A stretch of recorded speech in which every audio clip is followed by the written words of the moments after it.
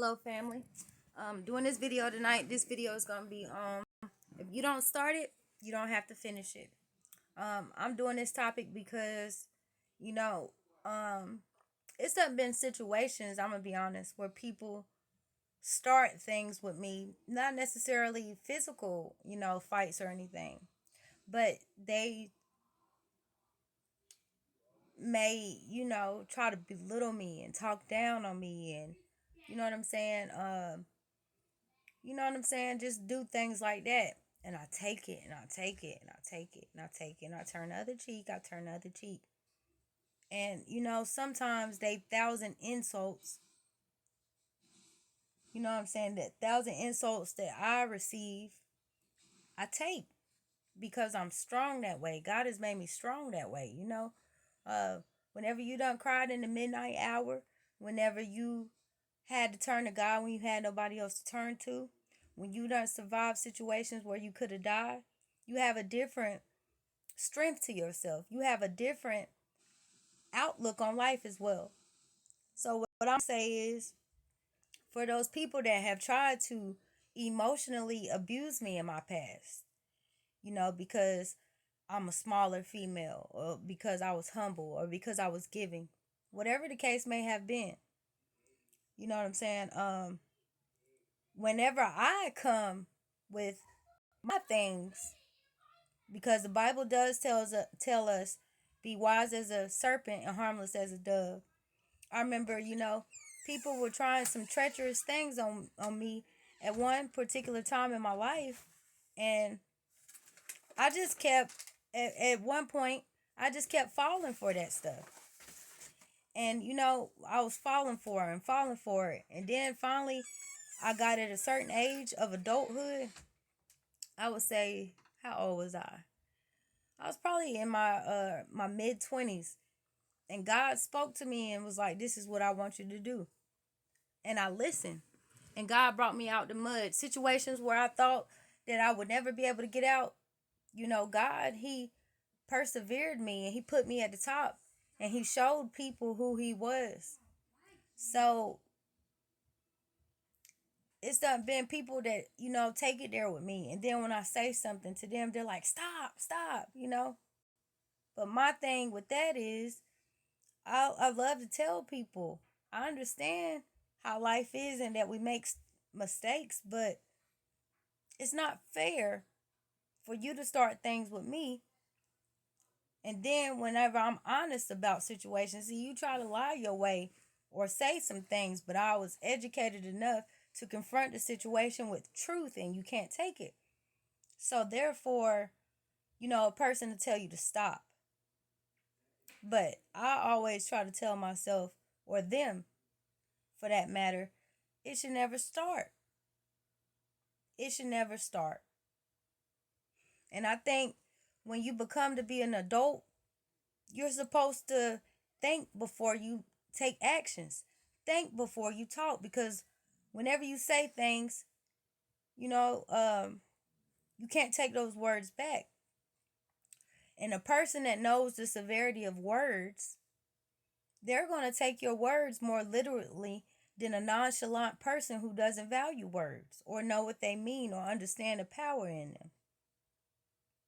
So, also, too, I want to say, um, you know, uh, you have to be careful when you playing games with people, or you playing tit for tat, or you going back and forth.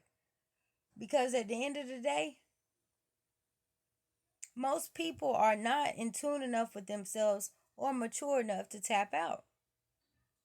But it takes a mature person to never tap in. And I think that that's what we need to start doing. We need to start foreseeing our situations before they come to be a situation. And sometimes, and most of the time, I have been guilty of basically letting a person change my mood and everything. But I started getting sharper and saying, you know what, if I'm around this particular type of person, um, they're gonna get me out of character easily. So what you do is you reroute your footsteps and say, I don't need to be around that person, or start setting some boundaries where you don't even have to involve engagement with that person. God is going to work it out for you. God is going to work it out for you. But people, people tell you to stop, but it should never start. Also, whenever it's going on, somebody should be the bigger person. And the thing of it is if you got two parties that's uh going back and forth, if nobody taps out, then it's just gonna go on forever. It's gonna go on forever. And unfortunately, it's been situations where it has been rivalry started from two family members, and it goes from the mothers to the daughters to the grandchildren. You know, Fortunately, I haven't been in a situation like that, but I've seen uh generations of different sides of families and things like that feud just over time. So um I would advise us as people to start taking more seriously the people that we involve ourselves with, the altercations that come in hand, um rerouting your steps where you don't have to have altercation and have uh confrontation and things like that, because that is like a cancer. It spreads. You ever had a bad day at work with your boss, you get home, or your significant other, they have a bad day, so they bring it home to the family. Then for it, everybody's fussing. um this isn't my situation, but I'm just looking at it as a, then the kids go to school, they ill, uh, they fighting. That's just one example. Another example would be, you know, that's just the best example you can give as a slippery slope, going from the father to the mother to the child to the school to another child, and then it goes to another child where that child is getting bullied, to that parent has to go down there, and then you know so foresee your situations. Look at your situations. And how you do that is just look. You sit back and you think of a situation. You think about all the possibilities. You think about all the circumstances. You think about who, what, when, where, how, and you think about the best solution for you, the best solution to keep you out of trouble, the best solution to keep your mind grounded. You know, um, I don't know. I just wanted to really say that, and I wanted to share that.